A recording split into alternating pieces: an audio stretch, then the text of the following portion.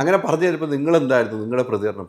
എന്നോടുള്ള ദേഷ്യമൊക്കെ തീർക്കണമെന്ന് അല്ല മോനെ, എന്നോടുള്ള ദേഷ്യം ഇത് തന്നെയായിരുന്നു. നമ്മളെല്ലാവരും എടുത്ത് ചിരിച്ചേ ഉള്ളൂ. അവിടെ എല്ലാവരും നമ്മൾ ചിരിച്ചു അല്ലേ, നമ്മൾ എന്താ പറയുക, നമ്മളവിടെ ചിരിച്ചു പോയി എല്ലാവരും. ലാലേട്ടൻ ഏറ്റവും കൂടുതൽ എൻജോയ് ചെയ്ത് താങ്കൾ ചെയ്ത എപ്പിസോഡിൽ ഏറ്റവും എൻജോയ് ചെയ്ത എന്തെങ്കിലും ഓർമ്മയുണ്ടോ? അയ്യോ, എനിക്ക് അങ്ങനെ ചോദിച്ചു കഴിഞ്ഞാൽ സാർ എല്ലാം എൻജോയ് ചെയ്യുന്ന ഒരാളാണ്.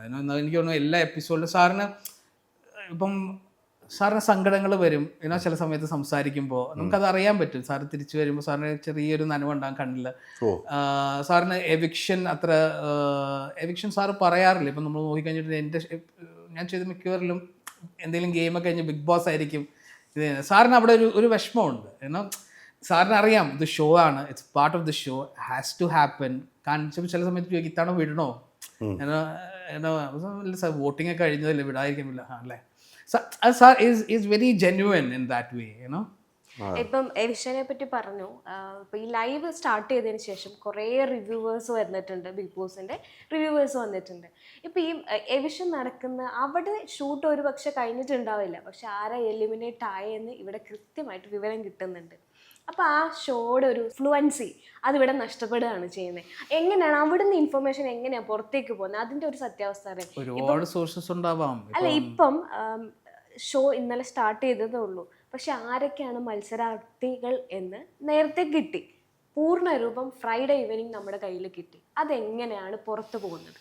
ഇപ്പം ഞങ്ങൾ ഇപ്പം എല്ലാ വീക്കെൻഡിലും സാറ്റർഡേ സൺഡേ ഒരു എവിക്ഷൻ പ്ലേ ഔട്ട് വേണം. അതായത് ഒരു ഡ്രാമ ക്രിയേറ്റ് ചെയ്യണം. ഇത് ക്രിയേറ്റ് ചെയ്യാനായിട്ട് തല പുകഞ്ഞിരുന്ന് ആലോചിച്ചിട്ട് ആലോചിച്ച് സാധനമൊക്കെ സെറ്റ് ചെയ്താലും ഇപ്പം ഈ പറഞ്ഞ മാതിരി എപ്പിസോഡ് തീരുന്നതിന് മുമ്പ് കണ്ടസ്റ്റൻ്റ് പേര് പുറത്തു വന്നു. സോ ഇറ്റ് ഈസ് ലൈക്ക് ഇപ്പോൾ വർക്ക് ചെയ്തതിന് യാതൊരു വാല്യൂ ഇല്ല. Because you are creating all this drama but then people already know ഇതാണ് ഇതിൻ്റെ സൊല്യൂഷൻ എന്നുള്ളത്. So sometimes I think it is better not to. വലിയ സംഭവമല്ല. ഇപ്പോൾ ഓഡിയൻസ്, ഇത്രയും പേരുടെ ഓഡിയൻസിൻ്റെ അപ്പോൾ ഒരുപാട് പേര് എനിക്ക് മെസ്സേജ് ചെയ്ത് ചോദിക്കാറുണ്ട് സെയിം. ഇത് ഞങ്ങൾക്ക് അറിഞ്ഞു, ഞങ്ങൾ ഓൾറെഡി ഞങ്ങളുടെ ആ ഫൺ പോയി, ഞങ്ങളുടെ ആ എക്സൈറ്റ്മെന്റ് പോയി. നിങ്ങൾക്ക് അത് എക്സൈറ്റ്മെന്റ് കളയാതിരിക്കാൻ വേണ്ടി നിങ്ങൾക്ക് എന്ത് ചെയ്യാൻ പറ്റും? അപ്പോൾ ഇത് പുറത്ത് പോകുന്നത് ഇങ്ങനെ ഇതിൽ വർക്ക് ചെയ്യുന്നവർ തന്നെ ആയിട്ടായിരിക്കുമല്ലോ 100%. അല്ലേ, വേറെ ആർക്കും ചെയ്യാൻ പറ്റില്ല. അപ്പോൾ അതായത് ഈ സെറ്റിന്റെ അകത്തുള്ള ആരോ ആണ് ചെയ്യുന്നത്. അപ്പോൾ അത് ഒന്നല്ലെങ്കിൽ ഓഡിയൻസിന് വന്നിരിക്കുന്ന ആൾക്കാരായിരിക്കാം, ഓഡിയൻസിൽ വന്ന അവിടെ ആൾക്കാരിരിക്കാം, അവർ വന്നിട്ട് പോവുക. പക്ഷെ അവരുടെ അടുത്ത് നമ്മൾ പറയുന്നുണ്ട് ഇത് ചെയ്യരുത്, അവരുടെ ഫോൺ മേടിച്ച് വെക്കുന്നുണ്ട്. പക്ഷെ ഷോ കഴിഞ്ഞിട്ടാണെങ്കിൽ ഫോൺ അവർക്ക് 10 മിനിറ്റുള്ളിൽ സാധനം കിട്ടും. അതല്ലെങ്കിൽ ടീമിൽ നിന്നായിരിക്കാം. അപ്പം നമ്മൾ എപ്പോഴും പറയാറുള്ള കാര്യങ്ങളാണ്, നമ്മളവിടെ എഴുതി വെച്ചിട്ടുള്ള കാര്യം, നിങ്ങൾ വർക്ക് ചെയ്യുന്ന ഷോ ആണ്, അതിനോടുള്ളൊരു റെസ്പെക്ട് നമ്മൾ കാണിക്കുന്നത്. പറയരുത്, പുറത്ത് പോകരുത്. പക്ഷെ എന്നാലും എന്തൊക്കെ ചെയ്താലും ഉറപ്പായിട്ടും ഷോയുടെ എനിക്ക് തോന്നുന്നു എലിമിനേഷൻ മാത്രമല്ല എല്ലാ കാര്യങ്ങളും അവിടെ എനിക്ക് തോന്നുന്നു അവിടെ ഉള്ളവരറിയുന്നതിന് മുമ്പ് പുറത്തറിയുന്ന ഒരു സീനാണ്. So it's very sad. കാരണം ഇതൊരു പ്രൊഫഷനാണ്. In the end of the day നമ്മുടെയൊക്കെ വർക്കാണ് അല്ലേ, നമ്മൾ സാലറി കിട്ടുന്നുണ്ട് നമുക്ക്. അപ്പം അതിനുള്ളൊരു റെസ്പെക്റ്റ് എന്ന രീതിയിൽ നമ്മളത് കാണിക്കണം എന്നുള്ളതാണ്. പക്ഷേ സം പീപ്പിൾ ഡോണ്ട്. അല്ല, അതിനെ സ്റ്റോപ്പ് ചെയ്യാൻ ഒരു സൊല്യൂഷനും ഇല്ല. എങ്ങനെ സ്റ്റോപ്പ് ചെയ്യും? ആരെ എവിടെ വെച്ച് സ്റ്റോപ്പ് ചെയ്യും? Everyone has got A phone. നമുക്ക് ഫോൺ ഓക്കെ ആ സമയത്ത് പിടിച്ചു വെക്കാൻ പറ്റുമായിരിക്കും, പക്ഷേ ആരെങ്കിലും അപ്പുറത്ത് ഇപ്പുറത്ത് പോയി. ഇപ്പം എനിക്ക് തോന്നുന്നു ഈ I have heard stories that people higher and all എനിക്കറിയില്ല കേട്ടോ സത്യാവസ്ഥ. പക്ഷേ ഈ ഡിജിറ്റൽ മീഡിയ പീപ്പിൾ എല്ലാരും കാശ് കൊടുക്കുന്നു, കാശ് എന്തെങ്കിലും കൊടുക്കുന്നുണ്ടാവല്ലോ, എന്തെങ്കിലും അഡ്വാൻറ്റേജ് ഉണ്ടാവുമായിരിക്കും. അവിടുന്ന് ഇറങ്ങി വരുമ്പോൾ ഫസ്റ്റ് എക്സ്ക്ലൂസീവ് ഇന്റർവ്യൂ എന്ന് പറഞ്ഞിട്ട് നമുക്ക് ഇനിയുള്ളത് ഞങ്ങളുടെ കോമ്പറ്റീഷൻ വേൾഡ് അതാണ്. ഫസ്റ്റ് എക്സ്ക്ലൂസീവ് ഇന്റർവ്യൂ ആർക്ക് കിട്ടുന്നു? ഇപ്പൊ കണ്ടുവരുന്നത് ഏറ്റവും കൂടുതൽ പൈസ ആർക്ക് കൊടുക്കുന്നു അവർക്ക് ഫസ്റ്റ് എക്സ്ക്ലൂസീവ് ഇന്റർവ്യൂ എന്നുള്ളതാണ്. അല്ല, അവരെ കുറ്റം പറയാനും പറ്റില്ല. അല്ല, അത് പറ്റില്ല. അവർ ഫെയിമിലായി കഴിഞ്ഞാൽ അവർക്ക് അതൊരു ഷോർട്ട് ലിവ് ഫെയിം ആണ്. ബിഗ് ബോസ് കഴിഞ്ഞ് കുറച്ച് നാളത്തേക്കുണ്ട്, അല്ലേ, അത് കഴിഞ്ഞാൽ അവർ ഔട്ടാണ്. അപ്പൊ അവര് പറയുന്ന പൈസ കൊടുത്ത് എടുക്കാൻ പറ്റുന്നവർ എടുത്താൽ മതി. എന്ത് തെറ്റിരിക്കണം? അതെ, അല്ല, അതിൽ കുഴപ്പമൊന്നുമില്ല, ഒരു തെറ്റും നമ്മൾ പറയില്ല. ഇതിലൊന്നിലും നമുക്ക് തെറ്റോ ശരിയോ പറയാൻ പറ്റില്ല. ഓരോരുത്തരുടെ ലൈഫാണ്. ഇപ്പം ഒരു യൂട്യൂബർ എന്തുകൊണ്ട് അത് പുറത്ത് പറയുന്നു? കാരണം ഏറ്റവും കൂടുതൽ ആദ്യം പുറത്ത് പറഞ്ഞാൽ അവർക്ക് കൂടുതൽ സബ്സ്ക്രൈബേഴ്സ് കിട്ടും, അവർക്ക് പൈസ കിട്ടും, അല്ലേ? പക്ഷെ എന്തുകൊണ്ട് എനിക്കത് പുറത്ത് ആവരുതെന്ന ആഗ്രഹം? കാരണം ഞാൻ ഇത്രയും പണിയെടുത്തതാണ്, ഞാനത് ടെലിവിഷനിൽ കാണുമ്പോൾ ഉള്ള ഒരു എക്സൈറ്റ്മെന്റ് നഷ്ടപ്പെട്ട് പക്ഷെ എല്ലാവരും സത്യമാണ്, എല്ലാവർക്കും അത് നടക്കില്ല. അത് ഒരു പരിധിവരെ നമുക്ക് നിയന്ത്രിക്കാൻ പറ്റില്ല. പറ്റില്ല. എത്രയോ ആളുകൾ ഇവിടെ ജോലി ചെയ്യുന്നു. അതെ. നമ്മൾ ഈ ടാസ്കുകൾ കൊടുക്കുന്നുണ്ടല്ലോ, ആ ടാസ്കുകൾ നമ്മൾ മത്സര ബുദ്ധി തന്നെയാണ് വേണ്ടത്. മത്സര ബുദ്ധിയോടുകൂടി അത് എന്ത് രീതിക്കും വിജയിക്കുക എന്നുള്ളൂ.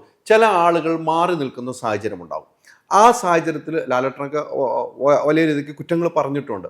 അവരെ മനഃപൂർവ്വം മാറി നിൽക്കുന്നതാണോ, വേണ്ട എനിക്കിത് വേണ്ട, എനിക്ക് പോയേ പറ്റുള്ളൂ, ഞാൻ മടുത്തു എന്ന രീതിക്ക് മാറിയിരിക്കുന്നവരാണ്? എങ്ങനെ വേണമെങ്കിലും ആകും, എങ്ങനെ വേണമെങ്കിലും ആകും. ഇപ്പം ഇതിൻ്റെ അകത്ത് നിന്ന് ചാടിപ്പോകാൻ നോക്കിയ ആൾക്കാർ വരെ ഉണ്ട്, മലയാളത്തിലല്ല, ഓവർ ദ ബിഗ് ബോസസ്. കാരണം നമ്മളൊക്കെ ഇത് ആലോചിക്കുമ്പോൾ നമ്മളിപ്പോൾ ഇപ്പോൾ എൻ്റെ അടുത്ത് ഇപ്പോൾ നമ്മൾ തന്നെ കേട്ടിട്ടുണ്ടാവും, എന്നെ അവിടെ കൊണ്ടുപോയിരുന്നെങ്കിൽ, ഞാൻ ഈ ഷോൻ്റെ അകത്തായിരുന്നെങ്കിൽ ഞാൻ അത് ചെയ്തേനെ ഇത് ചെയ്തേനെന്ന് പറഞ്ഞ് ഒരുപാട് പേര് എനിക്ക് മെസ്സേജ് ചെയ്യും, ഞാൻ ഇങ്ങനെ ആയിരിക്കില്ല. പക്ഷേ ആ ഷോ ഡിസൈൻ ചെയ്തേക്കുന്നത് തന്നെ ഇറ്റ്സ് ടു ലൈക്ക് ടേഡ ഹോ ജാത്ത ഹൈ. അവിടെ ചെന്ന് കഴിയുമ്പോൾ നമ്മൾ വിചാരിക്കുന്ന പോലെ നമുക്ക് ചിന്തിക്കാൻ പറ്റണമെന്നില്ല. ഇത്രയും ദിവസം ഒരു കണക്ഷനും ഇല്ലാതെ നമുക്ക് ഈ വീടിൻ്റെ അകത്ത് നിൽക്കുക എന്ന് പറഞ്ഞിട്ടുണ്ടെങ്കിൽ ഭയങ്കര ബുദ്ധിമുട്ട് തന്നെയാണ്. അതിൻ്റെ കൂടെ ഭയങ്കര പ്രഷറുമാണ്. ഇന്നത്തെ ടാസ്കിൻ്റെ പ്രഷറുണ്ട്. പിന്നെ ഇപ്പോൾ എല്ലാ കണ്ടസ്റ്റൻറ്റും ഈ പറഞ്ഞ മാതിരി എല്ലാവർക്കും സ്ട്രാറ്റജീസ് ഉണ്ട്, എല്ലാവർക്കും എന്തെങ്കിലും ഉണ്ട്, എല്ലാവരും റിയാക്ട് ചെയ്യാൻ വന്നേക്കുന്നതാണ്. അപ്പോൾ ഇതൊരു പ്രഷർ കുക്കർ സിറ്റുവേഷൻ തന്നെയാണ്. ഒരു പ്രഷർ അതിൻ്റെ അകത്ത് നിൽക്കുമ്പോൾ ചില സമയത്ത് വീട്ടിൽ പോകണമെന്ന് തോന്നിയിട്ടുണ്ടാവാം, ചില സമയത്ത് എന്തിനാണ് ഞാനിത് ചെയ്യണമെന്ന് തോന്നാം, ചില സമയം അത് മനുഷ്യൻ്റെ മൂഡല്ലേ. ഏറ്റവും കൂടുതൽ പ്രേക്ഷകർ ഇഷ്ടപ്പെടുന്ന ഈ മത്സരാർത്ഥിൽ നിന്ന് ഇഷ്ടപ്പെടുന്ന എന്തായിരിക്കും എന്ന് നിങ്ങൾക്ക് മുൻകൂട്ടി? എനിക്കൊന്ന് ഇമോഷനൊക്കെ കൊടുക്കുകയാണെങ്കിൽ ഈ പ്രേക്ഷകർക്ക് ഭയങ്കരമായിട്ട് ഇഷ്ടപ്പെടും. അതിൻ്റെ ഒരു ഭാഗമായിട്ട് ഇവരുടെ പേരൻസിനെ അല്ലെങ്കിൽ ഇവരുടെ സുഹൃത്തുക്കളെ കൊണ്ടുവരാനുള്ള ഒരു തീരുമാനത്തിലേക്ക് എത്തി. അങ്ങനെ എന്തെങ്കിലും നിങ്ങൾക്കൊരു ഐഡിയ ഉണ്ടാവും? അത് എപ്പോഴും ഉണ്ടാവുമല്ലോ. നമ്മളൊരു ഷോ ചെയ്യുമ്പോൾ നമ്മുടെ മനസ്സിലുണ്ടാകും ഇന്ന കാര്യങ്ങൾ, നമുക്ക് റിയാക്ഷൻസ് എവറി ഡേ എല്ലാം നമ്മൾ ചെയ്യുന്ന ടാസ്ക് ഉൾപ്പെടെ എല്ലാം ചെയ്യുന്ന റിയാക്ഷൻസ് വേണ്ടിയിട്ടാണല്ലോ. അപ്പോൾ ഈ റിയാക്ഷൻ്റെ ഹൈ പോയിന്റ് കിട്ടുമ്പോഴാണ് ഓഡിയൻസിന് ഇൻട്രസ്റ്റ് ആവുക. അപ്പോൾ അത് എന്താണ് ഹൈ പോയിന്റ് എന്നുള്ളത്, ആൻഡ് പ്ലസ് ഈ ഒരു മനുഷ്യനെ സംബന്ധിച്ചിടത്തോളം നമുക്ക് എല്ലാവർക്കും, എനിക്ക് കേൾക്കുമ്പോൾ എക്സൈറ്റ്മെൻ്റ് ആയിട്ട് തോന്നുന്ന ഒരു സാധനം തന്നെ ആയിരിക്കുമല്ലോ ഒരു ജനറലി ആൾക്കാർക്ക് ഒരു എക്സൈറ്റ്മെൻ്റ് ആയിട്ട് തോന്നുന്നത്. ഓഡിയൻസിന് ഏറ്റവും ഇഷ്ടപ്പെടുന്നത് എനിക്ക് തോന്നുന്നു നല്ല റിയാലിറ്റി, ശരിക്കുമുള്ള നാച്ചുറൽ ബിഹേവിയർ ആണെങ്കിൽ ഓഡിയൻസിന് അത് ഇഷ്ടപ്പെടും അല്ലേ. അല്ലാത്ത പക്ഷെ അത് മനസ്സിലാവുകയും ചെയ്യും. തീർച്ചയായിട്ടും അല്ലേ, മനസ്സിലാവുകയും ചെയ്യും. അതാണ് അതിൻ്റെ രസം. ഇപ്പോൾ ഇവരെല്ലാവരും എന്തൊക്കെ പോയി പ്ലാൻ ചെയ്തിട്ട് വന്നാലും അവരങ്ങനെ ചെയ്യും ഇങ്ങനെ ചെയ്യുക, ഓഡിയൻസിന് മനസ്സിലാകും. ഓഡിയൻസിന് ഭയങ്കര ക്ലിയർ ആയിട്ട് മനസ്സിലാവും. അത് ഇവർ ചിന്തിക്കണം എന്നുള്ളതാണ് ഇത്. Ultra modern kitchen devices. ഒരു കിച്ചണിൽ വേണ്ട എല്ലാ ലേറ്റസ്റ്റ് ബ്രാൻഡുകളും ഇവിടെയുണ്ട്. ലോകോത്തര ബ്രാൻഡുകൾ, original products, wide range. MyG future. പൂവ് പോലൊരു പുട്ടുണ്ടേ അജ്മിയുടെ പുട്ടും. വിളമ്പാം നല്ല വിശേഷം. അജ്മി സ്റ്റീം മെയ്ഡ് പുട്ടുപൊടി.